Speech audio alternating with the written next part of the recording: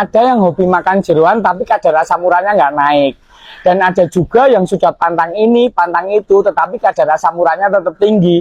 Apalagi sudah ditambah obat penurun asam urat, halopurinol misalnya. Tapi ternyata kadar asam uratnya sulit mencapai norma. Dan kalaupun sudah norma, cenderung naik lagi.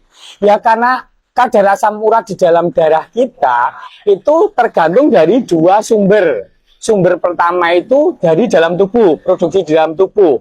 Terjadi pada pemecahan inti sel DNA ya, itu di dalam metabolisme purin ya. Terus kemudian yang kedua dari luar, itu 30%, yang dalam 70%, yang luar 30%. Sudah benar kalaupun memang kadar asam urat tinggi itu sebaiknya mantang makanan yang tinggi purin.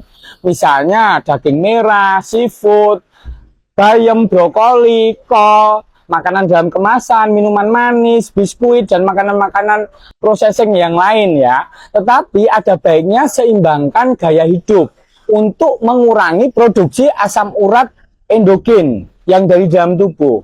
Salah satu itu yang sering dilupakan orang itu adalah obesitas, kegemukan.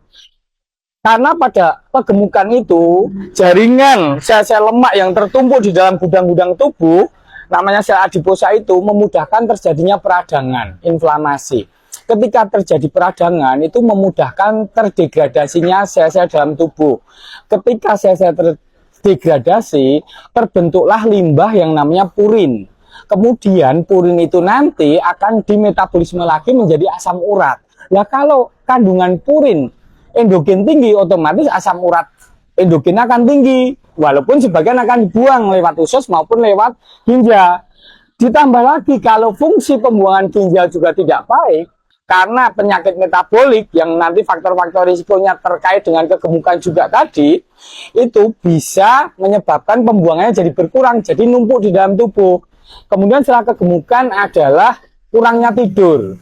Dari sekian penelitian sudah ditemukan bahwa orang yang kurang tidur itu bisa menyebabkan mudahnya terjadi peradangan di dalam sel-sel tubuh.